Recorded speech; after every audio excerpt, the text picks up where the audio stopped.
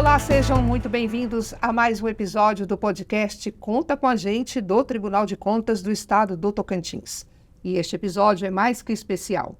Está conosco o nosso convidado, o professor Júnior Batista, para falarmos sobre o Estado do Tocantins, a importância da criação do Estado do Tocantins. No dia 5 de outubro, o Tocantins completa 36 anos de criação. E ninguém melhor que Júnior Batista, professor, pesquisador e autor, para nos falar sobre essa história. Primeiro, eu vou só ler um pouquinho um resumo aqui dessa biografia, que eu acho ela muito linda, né, professor? Vamos lá, Júnior Batista do Nascimento é licenciado e bacharel em Geografia pela Unitins, especialista em Geografia e História Regional e em Tecnologia da Educação, professor honoris causa pela FAPAF e membro da Academia Palmense de Letras. Professor no ensino médio, pré-vestibular, universitário, articulista, onde escreve periodicamente para vários jornais, sites e revistas, e pesquisador com uma vasta coletânea de textos e publicações nas áreas econômica, geográfica, social, demográfica e cultural, com 4 livros publicados. Eu estou vendo 3 aqui, mas são 4 ao todo, né, professor? Na verdade, já tem um pouquinho mais, aí não está aqui os outros, que nós temos à disposição no momento, são esses 3, mas tem mais um outro. Né? Dedicação ao trabalho, à educação, fomenta crescimento de cultura, de conhecimento, tudo isso é muito importante.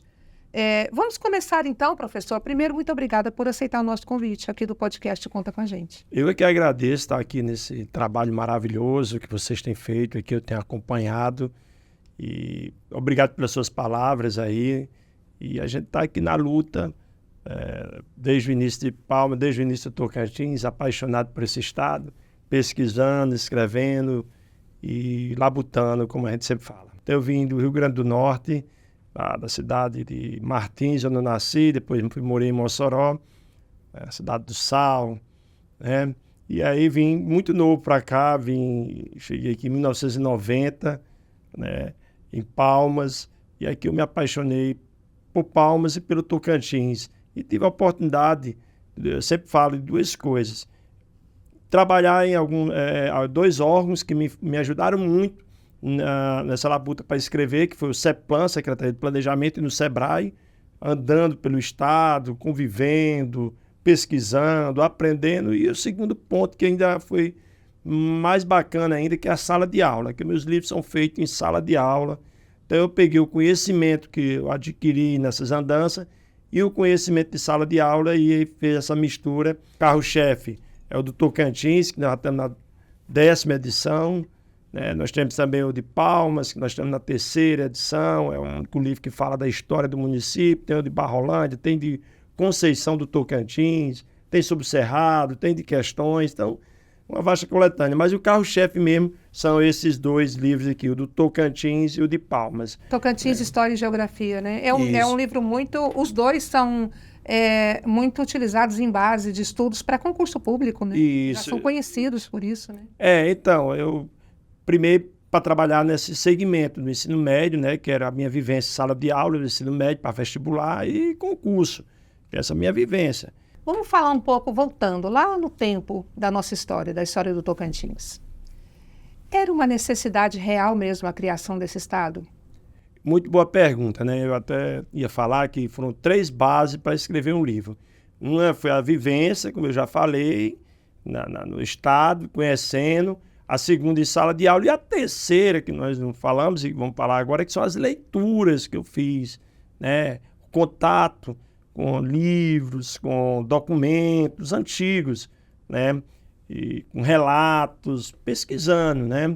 E a gente viu a necessidade de se criar o Estado. Em tudo que a gente vai ler, vai buscar, a gente vê pelos números, pelos dados, né? A região norte. Tinha essa necessidade? Tinha necessidade, a região norte. Basicamente, mais importante, assim, alguns pontos, por quê? O porquê dessa necessidade? Em primeiro lugar, para Goiás era muito grande administrar e não tinha retorno financeiro, né? O ICMS daqui representava menos de 2% do que Goiás arrecadava. E tinha um gasto que não gastava nada, eu até brinco, não gastava nada, mas esse nada ele tinha um gasto em torno de 8% a 10% de seu orçamento. Então, para ele, era um dinheiro que vinha sem um retorno, né? E Goiás não tinha um controle cultural, econômico aqui do norte. Nós éramos do norte, mas praticamente como se fosse maranhense. Era um abandono total, total. Eu fico imaginando como foi difícil para aqueles líderes falar sobre criar um Estado. Como criar um Estado que eles não tinham acesso à educação, à saúde, à assistência social, água encanada, esgoto. Ou seja, o que o Estado, o poder público, seja federal, estadual, municipal, tem que oferecer para a comunidade, eles não tinham esse acesso. Então, talvez na mente deles eles não entendessem, mas para que nós precisamos de um Estado, um órgão, né? Os órgãos estatal, se a gente não tem acesso a isso. Né? Porque quando a gente falamos aí Estado, nós estamos referindo a uma unidade territorial composta de 3 coisas. De uma população, que tinha uma população, de uma área territorial que a gente tinha 60 municípios grandes, uma área grande, essa área que é do Estado hoje. Faltava o poder político para consolidar a comunidade territorial. E nós ganhamos essa liberdade, essa autonomia, né? Principalmente a autonomia em 88, quando cria, depois de uma longa história. Né? Uma longa e bonita história. Que foi com o ouvidor Teotônio Segurado, né? Começando lá com o Teotônio Segurado, né? Começa com ele e vem depois passando por várias personalidades, vários projetos do Brasil. Nós tivemos várias épocas no Brasil que discutia a redivisão do Brasil, né? Criar o Maranhão do Sul, criar o estado, às vezes era no Tocantins, às vezes Araguaia. Isso o nome era de menos. Mas criar um estado entre o Rio Tocantins e o Araguaia, havia esse... Existia essa discussão política no Brasil, que era o Mato Grosso do Sul, o Maranhão do Sul, o norte de Goiás, né, que seria o Tocantins ou o Araguaia, e Carajás, que é o sul do Pará. Tinha mais, tem vários. Na Assembleia Constituinte foi discutido vários. Foram discutidos o estado da Gurgueia, Triângulo Mineiro, Maranhão do Sul, Carajás, Tapajós, Solimões, lá no Amazonas, dividiu o Amazonas, Solimões, Mato Grosso do Sul já tinha sido dividido, né? O São Francisco, que é pegar um pedaço da Bahia com um pedaço de Pernambuco. Basicamente, tinha mais um outro que eu não lembro aqui, fugiu da memória, mas eram 10 discussões, 10. E só o Tocantins conseguiu passar. Professor, existiu mesmo, então, com essa informação que o senhor está falando, só o Tocantins conseguiu mesmo passar, precisava mesmo dessa mão política que foi Siqueira Campos naquela época? Isso. O pessoal um dia vieram fazer um documentário sobre a Constituição, a Globo, e me perguntou, o grande interrogação deles era para aí, nós vimos, nós estudamos, nós lemos, nós tivemos conhecimento que eram vários projetos. E por que o Tocantins passou, professor? Me explique. Essa pergunta que você fez, era a grande indagação. Por que tinha a galinha dos ovos de ouro, como fala, né, na linguagem popular, né? Nem era uma região rica, né? O que é? Não era uma região rica, que tinha essa galinha dos ovos de ouro. O que o Tocantins tinha? Eu falei assim, nós tivemos a base. Nós tivemos uma articulação muito boa, feita pelo deputado constituinte Siqueira Campos. Nós tivemos uma emenda popular, onde a população ratificou a necessidade. E nós tivemos Goiás. Desejo, né? Pelo Estado. Pelo Estado, né? E Goiás foi lá através do Henrique Santilli e falou a necessidade de se criar. Para Goiás, ele mostrou em números e dados, e culturalmente, economicamente, e projetou o Tocantins como nós estamos hoje já projetando, porque ele já falou, olha, o Tocantins ele vai emprestar para o Brasil energia. Nós estamos emprestando energia para o Brasil. Nós temos 4 grandes usinas produzindo. Que já eram projetos apresentados naquela época. Isso. Vai emprestar seu território para passar a Ferrovia Norte-Sul. Nós estamos aí, a Ferrovia Norte-Sul.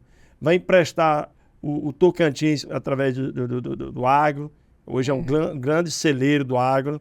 O território tocantinense, estamos emprestando. Né? E vai mostrar para o Brasil uma cultura que nós não conhecemos, ele falou.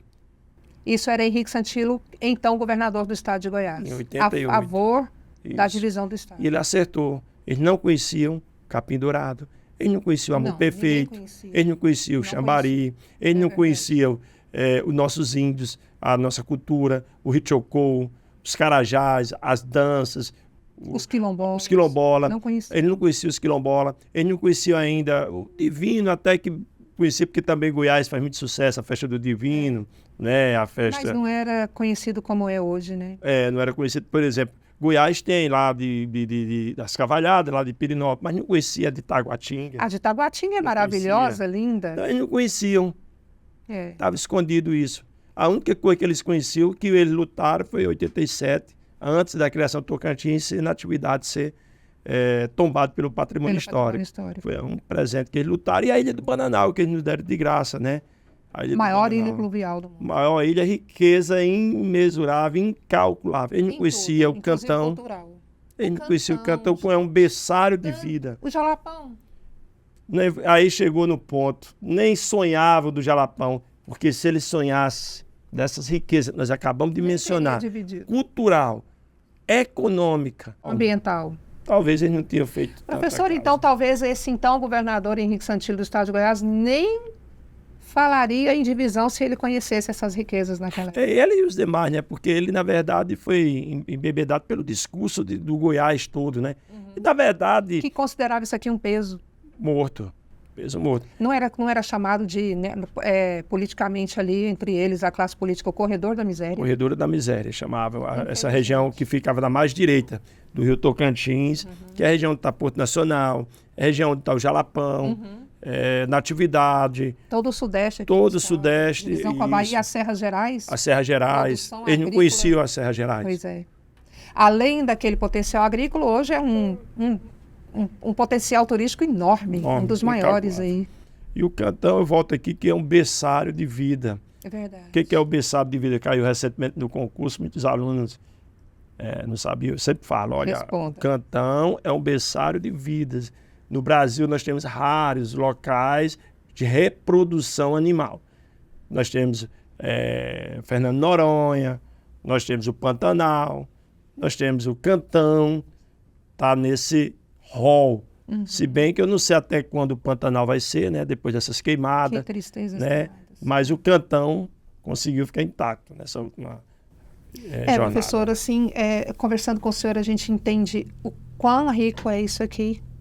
Mas, nós paramos ainda, nós não falamos lá do Bico, né? Nós temos o Babaçu, com as quebradeiras de coco, com a sua riqueza incalculável culturalmente. Verdade, muito bem. Culturalmente. Nós, os quilombolas, os indígenas, os ribeirinhos, que tinham em grande quantidade. Hoje nós temos 139 municípios, na época só tínhamos 60. Ou seja, muitos povoados que estavam ali renegados, que o Léo da sorte. Né, professor? Todas as dificuldades. Hoje são municípios. Não tinha hospital, hoje são municípios. E tem, acima de tudo que eu falo, tem uma identidade, né? Porque no momento que vocês criam um município, a pessoa pode falar sobre a identidade cultural, a identidade geográfica daquele local, com muito apreço. Professor, essa divisão que a gente historicamente chama de o sonho da liberdade realizado, realmente é uma questão de liberdade, né? O povo aqui do norte, do então norte de Goiás, vivia à mercê do que sobrava ali no sul do estado de Goiás para ver se algum tipo de benefício chegava à população. Verdade, você falou uma coisa. Quando eu cheguei aqui, foi uma coisa que eu tomei assim uma antipatia com Goiânia, né? Com Goiânia. Você sabe por quê? Porque eu senti as dores do tocantinense. Porque o tocantinense só ia em Goiânia quando estava para morrer. Aí eu cheguei aqui, o povo ficava endeusando Goiânia. Ah, porque Goiânia é bonito. Que Goiânia é isso? Que Goiânia é isso? Isso de Miami, né, do norte. Era. Aí isso começou a tomar uma raiva e uma antipatia. Porque é o seguinte, eu dizia, larga Goiânia. Goiás investiu 200 anos, desde 1940, Goiânia desde 1940, né? 200 anos é a maneira de falar, né? Lá no sul, em Goiânia, desde 1940, e nada aqui para o norte. Nada. Esqueceram você, larga Goiânia de mão, fala bem de Belém, fala bem de São Luís, fala bem de Fortaleza, fala bem de Rio de Janeiro, mas larga Goiânia de mão. Isso, por muito tempo eu fiquei na mente isso. Hoje já o tocantinense não tem isso. O tocantinense tem orgulho da capital. E é por isso que Siqueira, dentro do projeto dele, quando criou o Estado do Tocantins, e foi escolher a capital provisória. Na verdade, na primeira eleição ele já discutia isso. Primeira eleição lá em 88, no dia 15 de novembro de 88. Para o mandato tampão de 2 anos. Isso, para o mandato tampão. O José Freire e o Brito Miranda, do PMDB, defendiam aproveitar uma das cidades. E o Siqueira, com Darcy Coelho, defendiam, a outra chapa defendia a outra, né? Uma cidade do nada, que o Siqueira já tinha em mente que seria uma cidade nova, na margem direita e no centro. Né? Na margem direita e no centro, entre Pedro Afonso e Porto Nacional. Seria esse quadrante, que ele chamou quadrante, entre Pedro Afonso e Porto Nacional. Na margem direita e no centro. E ele defende... A margem direita, quando o professor fala, é a do Rio Tocantins. Do Rio Tocantins, que onde nós estamos, né? Porque a margem esquerda já tinha a Belém Brasília. Já tinha a Belém Brasília. Já tinha um certo desenvolvimento mínimo, mas alguma movimentação. Isso, e tinha não só tinha um mínimo de desenvolvimento, mas também tinha algo para se desenvolver por si só, né? Que é a Belém Brasília. Potencial, que era a Belém Brasília. E a margem direita? Não tinha nem um mínimo e nem visão. Era o verdadeiro corredor da miséria, que a gente falou agora há pouco. E aí ele tinha nisso, ele falava, eu quero fazer uma cidade do nada, porque nós queremos quebrar a visão do Estado pobre, um Estado onde as pessoas não têm orgulho, e nós queremos uma capital para que as pessoas tenham orgulho. E realmente, hoje, a capital, Palmas, é o orgulho de todo o tocantinense. Isso você falou, é verdade? Do Bico do Papagaio ao Jalapão, ao Sudeste. Ainda vem aqui e fala do calor, mas o sol, não tem problema não, o sol nasce para todos, eu falo. Sol nasce para todos, meu filho. Aqui é o único estado, né? Aqui é o único estado do Brasil que o sol nasce para cada habitante. Pronto. Tem um sol para cada um e ninguém pode reclamar. Mas a gente brincando assim, mas o assunto é tão sério que eu queria... O senhor falou tanta coisa interessante, eu queria pontuar algumas assim. Por exemplo... sobre a referência à Goiânia que as pessoas tinham. Mas, professor, os filhos dos nortenses não tinham para onde ir quando terminavam a 8ª série, por exemplo, que hoje tem o 9º ano, né? Que o senhor é professor, sabe muito melhor que eu. Eles não tinham para onde ir. Ou fariam ali, naquela época, o ensino médio, onde tivesse, né? Que eram poucas as cidades. Porto Nacional, Araguaína... pouquíssimas cidades já. E na década de 80, né? Vai ter na década Porto Nacional, Pedro Afonso, né? E na década de 80 começa a ter já na cidade da Belém Brasília, Gurupi, Araguaína, Colinas, começa assim... É isso que você falou há poucos minutos. Tinha já um fio condutor de desenvolvimento já, né? Então, eles iam para estudar, né? Depois voltar. A maioria... pelos relatos, iam para trabalhar na casa das pessoas e estudar. Já na década de 80, foi começar a chegar a energia, tinha um horário para acabar, 10 horas da noite, desligava. Exatamente. Né? Quando eu falo assim, eu gosto de falar da velha guarda, porque foi uma coisa, Adriana, que eu tive que provar para as pessoas. Né? Eu tive que, como eu sou do Rio Grande do Norte, pelo sotaque no momento, eu tive que provar que eu estou aqui, que eu desde o início, né? Que... eu tinha condições de escrever, que eu tinha condições de falar com propriedade sobre o Tocantins, que Palmas daí já não discute, né? Porque as pessoas falam que eu cheguei junto com o Siqueira, né? Brincam, né? E eu, com todo orgulho, cheguei realmente aqui, cheguei 40 dias depois de Palmas, né? Palmas começa no 1º de janeiro de 90, né? E eu chego no dia 10 de fevereiro de 90. Ou seja, quando terminou o resguardo, né? 40 dias depois, né? Eu chego aqui do nascimento dessa beleza. Dessa beleza. Então, sobre Palmas não tem o que discutir, mas sobre o Tocantins ainda tem muitas... tinha no passado que provar, né? Que era o 3º item, as leituras. Que foram as pesquisas, né? Aí foi as pesquisas. Aí o relacionamento com essas pessoas mais antigas, com Otávio Barros. Sim. Né? Outro grande pesquisador. Outro grande... com professores antigos, com pessoas também da Conorte, da Senog, né? E o próprio pessoas que participaram diretamente, prefeitos da época. Então eu fui buscar na base isso, né? Interrogar, perguntar. Foi bacana isso, um estudo muito maravilhoso. Com certeza. Tanto que gerou obras, né? Eu achei engraçado, quando o Siqueira estava vivo, ele mandou me chamar. Ele leu um texto meu no Jornal do Tocantins e discordou.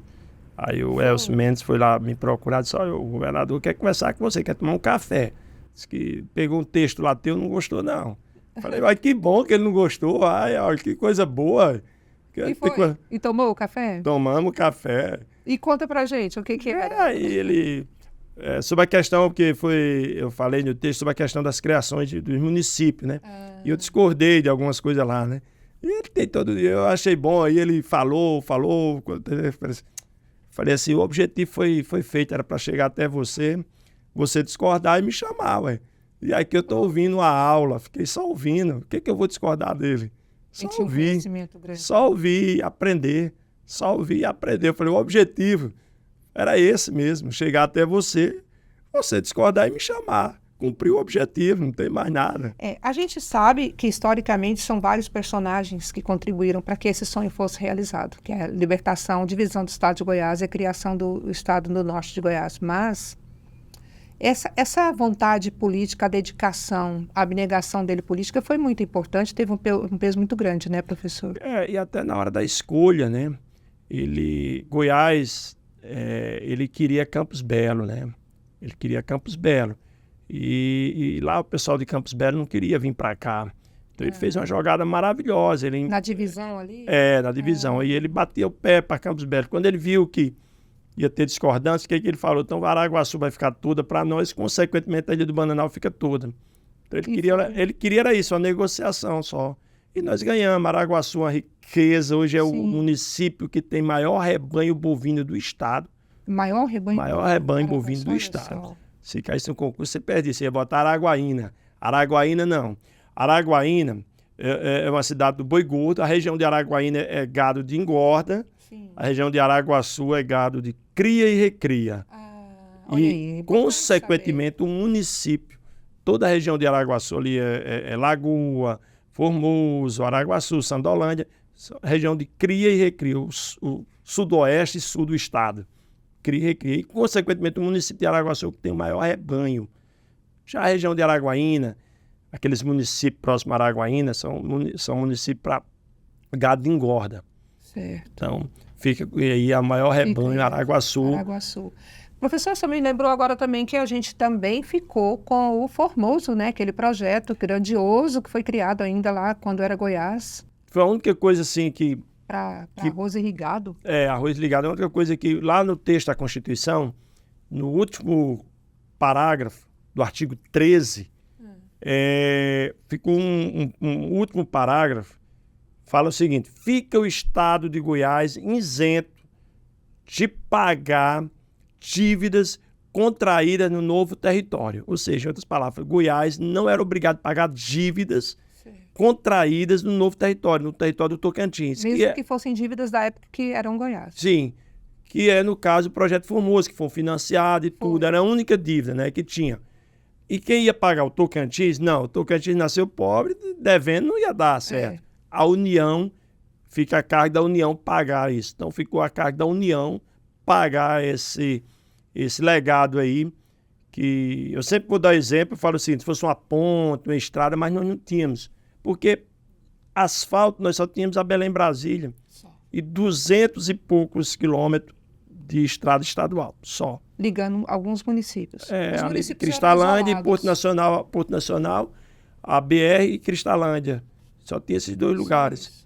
Cristalândia, porque lá em Cristalândia o governador Valadares, ele tinha uma fazenda, então tinha feito um asfalto. E aquele ligando a ponte de Porto Nacional, né, a ponte que foi reconstruída esses dias, a BR. Porque Porto Nacional por muito tempo ficou esquecido, até a década de 80. A partir da década de 80, Porto Nacional volta a ser o grande celeiro por causa da ponte, que era um município que ligava da parte da direita, que ligava a BR. A BR.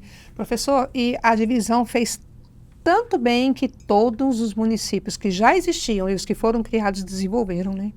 Todos, né? E era interessante sobre aquela questão dos municípios, que ele deu uma aula para mim, eu vou voltar ao que ele falou. Olha, quando nós fomos criar um município, nós tínhamos em mente esse município ter algo para se desenvolver.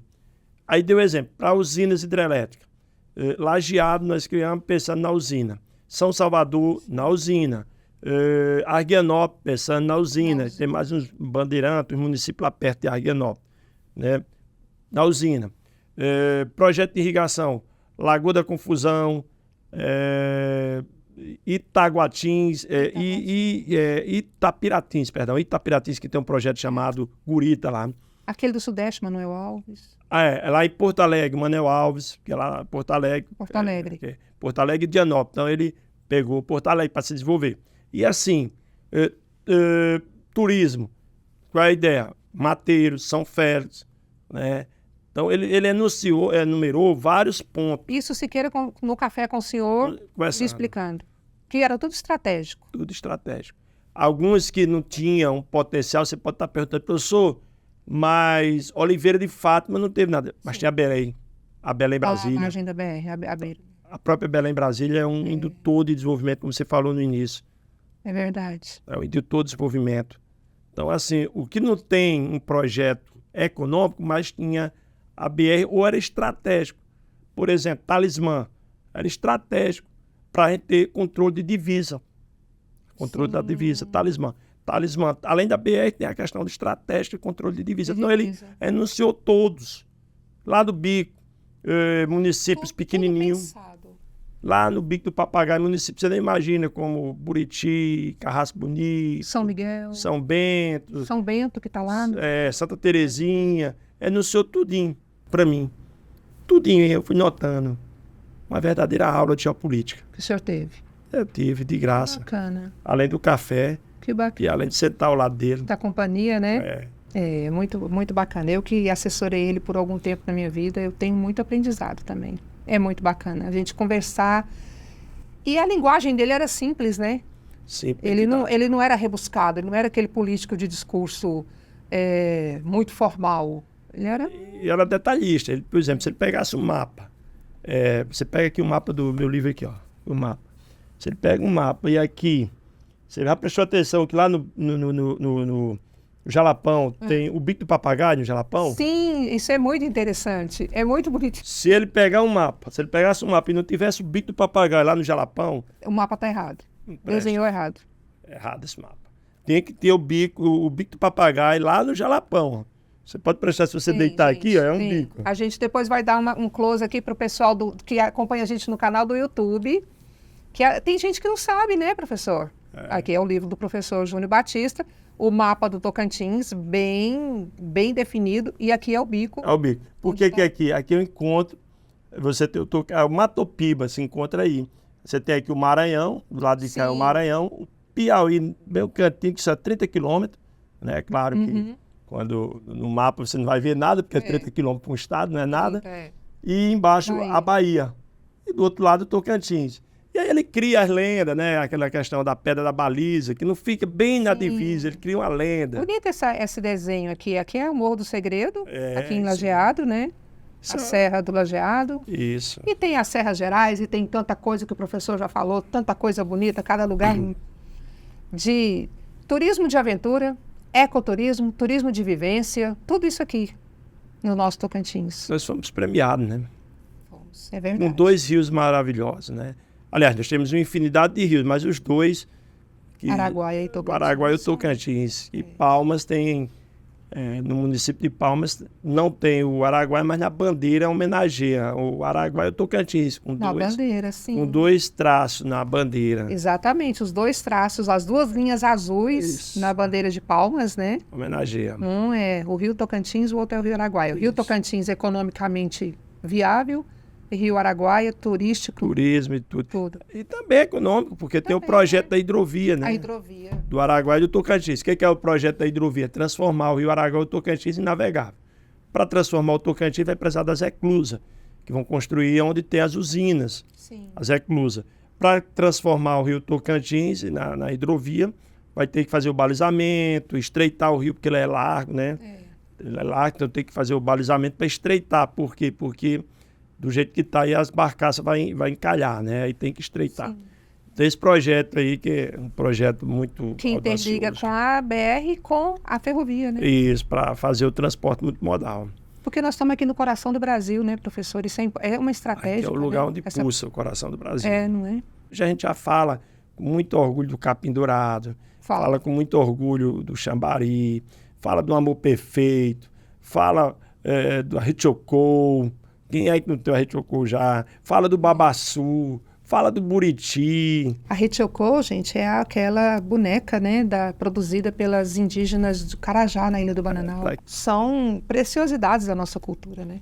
Aí você vem na parte das danças, a Sussa, a Catira, a Festa do Divino, a Romaria do Bonfim, que ele não ficou só em atividade, ele trabalha em Araguacema, em Tabocão. E as Cavalhadas, tantas outras que nós temos. Cavalhadas do Taguatinga, quem ainda não assistiu, por favor, vá, porque é fenomenal. É arrepiante, gente, é lindo. É fenomenal. E eu conheci gente de Cavalhadas em Goiás, é Goiás Velha ou Pirinópolis, que é patrimônio nacional. Conheci gente de Pirinópolis afirmando que a de Taguatinga é mais bonita, mas eu não quero aqui criar uma rixa entre os dois. As duas festas, todas as duas são muito importantes, né? Porque também resgata aquela história da cultura religiosa, né, do nosso país. Taguatinga agora vai estar no auge, porque com as Serras Gerais estando no auge, porque você vai acoplar a questão da festa com a questão dos atrativos, né? Hoje Paraná está no auge, a Serra Geral ali, cachoeiras, cavernas. Cachoeira, tanta coisa bonita ali, a Aurora. Professor, você falou uma coisa que me chamou a atenção. A sua pesquisa, ela certamente não terminou ainda, né? Não termina, vai terminar. Por exemplo, quando o senhor começou a sua pesquisa, não se falava ainda nesse potencial das Serras Gerais. Verdade. Por isso que a cada 2 anos, a gente atualiza nosso livro. Por isso que está na 10ª edição. 10ª edição. Média de 2 anos. Já teve alguns que foi 3, 4 anos, né? Dependendo do nível de quantidade de concursos, né? Porque a gente não está tendo concurso, então não adianta a gente colocar no mercado, né? Sim. Mas uma média de 2 anos a gente está atualizando. E o que vem em cada atualização do livro? Vem novas pesquisas, né? Novas informações, né? Porque é crescente, né? Igual você falou aí, né? Antes, até 88, a comunidade quilombola não estava no auge, né? É verdade. Então você tem novas pesquisas nas faculdades, no seio acadêmico, né? Descobre ali pegada do Jureis Parque lá numa cidade. Então vai pesquisar e nós vamos estar colocando no livro. Sim. É um exemplo, né? Então você falou uma coisa. Fato histórico. E da história, né? Da geografia, dados novos, na economia, na população, questão ambiental, que surgem novas unidades de conservação, ou foi também, deixou de ser, né? Perdeu esse status. Então, são informações que a gente está atualizando. A gente ouvia por alto falar no Rio Azuis, por exemplo. Hoje o Azuis está lá recebendo gente do país todo, um rio que tem 70 metros de o mundo todo, né? Todo mundo quer conhecer o Rio Azuis. Todo mundo quer conhecer. O segundo menor rio do mundo. E aí, professor, é um trabalho bem bacana sobre essa pesquisa, história e geografia do Tocantins e envolvendo todos os municípios. O filho mais novo, né, que eu sempre falo, é o de Palmas, né? Porque é um município, as pessoas falam assim, vamos falar de Palmas, apesar de ser... O Estado está completando o ano, mas é o filho mais novo, né? É o filho mais ilustre, né? Sim, mais ilustre. Com certeza. Aliás, mais novo não, porque tem município mais novo, mas eu só retificando, tem municípios mais novos que Palmas. Eu quero dizer o filho mais ilustre, a palavra que eu queria usar. O filho mais ilustre do Estado é a capital, Palmas, né? Sim. E por ser assim, novo, muita gente acha que não tem o que contar, o que falar, um livro. Mas tem muita coisa, tem a parte histórica, tem a parte de patrimônio. Andar nessa Praça dos Girassóis é uma aula, né? Então você vai ter aqui na Praça dos Girassóis, né, muitas coisas para você falar. Você tem a parte ambiental, essa serra aqui em cima, que você sabe que o palmeirense não conhece a serra do Lajeado? Tem inscrições rupestres, inclusive, nessa serra. Uma riqueza incalculável. Em 91 eu estive lá, pela primeira vez uma televisão registrou essas inscrições. O acesso era difícil, foram 2 dias subindo essa serra. Eu imagino porque eu fui na Cachoeira da Roncadeira em 91 e vamos chegar lá, olha aí. Era a maior dificuldade, não era com corda, para descer com corda, amarrando. Era muito difícil. Tá vendo? Não tem um pingo de trilha. Eu acredito que esses dias teve uns jogos aqui, né? Que eu vi muita gente de outros estados. Sim. Eu acredito que eles ficaram encantados com Palmas, encantados com Tocantins, encantados com o próprio tribunal, essa instituição que com tão pouco tempo já é referência para o Brasil, né? É muitos elogios. A gente tem algumas coisas para avançar na educação ainda. A gente precisa avançar, precisamos sim, mas é com a colaboração de todos. E aí eu clamo a todos para estarmos juntos. Vamos avançar. Estamos aqui para a gente se tornar um estado ainda mais referência. Bacana isso. Tomara que fique aí o recado, gente. E nós vamos estar com mais atenção, né? Mais atenção a esse amor pela nossa terra. Não é só morar, né? Não só morar. Quem ama, cuida. Cuida. Professor, muito obrigada pela entrevista. Foi muito bom ter ouvido assim, a sua experiência, o seu conhecimento. A gente aprendeu aqui, eu acho que o pessoal da técnica que está aqui também, a gente aprendeu bastante coisa aqui hoje. Eu que agradeço, né, e parabenizo a oportunidade de estar mostrando, porque as pessoas não conhecem a função, né, do tribunal, então esse podcast é uma oportunidade da gente conhecer, de mostrar e de dar oportunidade também para a gente estar falando sobre o que a gente mais ama, que é esse estado. Eu é que agradeço. Estamos aqui à sua disposição também, professor. Muito obrigada mais uma vez. Obrigada aos nossos ouvintes aí da plataforma Spotify, obrigada à nossa audiência, né, aos internautas que nos acompanham pelo YouTube e até um próximo episódio.